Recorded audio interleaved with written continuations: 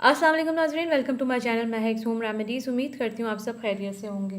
नाज़रीन, अक्सर मर्द हजरात को और इवन ख़वातीन को ऑफ़िस टाइमिंग ज़्यादा होने की वजह से या ज़्यादा देर तक ऑफ़िस में बैठने की वजह से गर्दन में दर्द होने लगता है और अगर एहतियात ना की जाए तो सर्वाइकल भी हो जाता है जो कंधों तक पहुँच जाता है, क्योंकि ज़रूरत से ज़्यादा गर्दन को नीचे रखने की वजह से इसका पोस्चर ख़राब हो जाता है और गर्दन रेस्टलेस हो जाती है। इसकी जो रेमेडी मैं आज आपको बताऊंगी वो गर्दन के दर्द या यूं कह लें कि सर्वाइकल को काफ़ी हद तक कंट्रोल रखने में बहुत मददगार साबित होगी। सबसे पहले तो आप इन बातों का ज़रूर ख्याल रखें। नंबर 1, टीवी कंटिन्यूस घंटों तक बिल्कुल ना देखें। नंबर 2, ऑफिस में हर थोड़ी देर के बाद रेस्ट कर लिया करें, तकरीबन 2 से 3 मिनट के लिए। नंबर 3, जहां आप बैठें यानी टीवी देखने या कंप्यूटर पर, ऑफिस में या इवन खाना खाने, अपना पोस्चर सही रखें, बिल्कुल स्ट्रेट बैठने की कोशिश करें। और नंबर 4, ठंडा पानी पीने से गुरेज करें, क्योंकि वो भी अक्सर मेन वजह बनती है सर्वाइकल की। अच्छा, इसके लिए जो रेमेडी है वो बहुत आसान है उन अफराद के लिए जिनको सर्वाइकल की प्रॉब्लम होती है।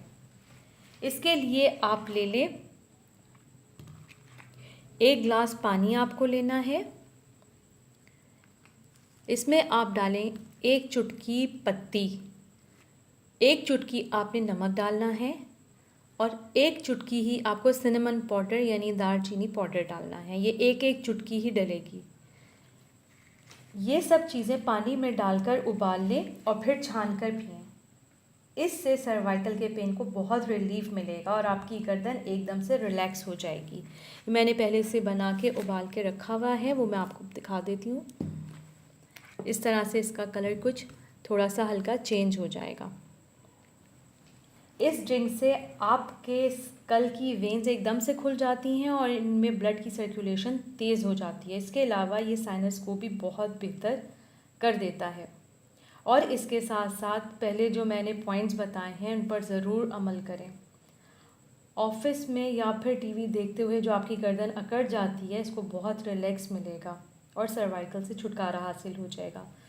ये आप कप जितना पानी आप 2 दफ़ा भी यूज़ कर सकते हैं। उम्मीद करती हूँ ये वीडियो आपको ज़रूर पसंद आई होगी। वीडियो लाइक और शेयर ज़रूर करें। मज़ीद मालूमात के लिए प्लीज़ चैनल सब्सक्राइब करें। अपना बहुत ख़याल रखें। अल्लाह हाफ़िज़।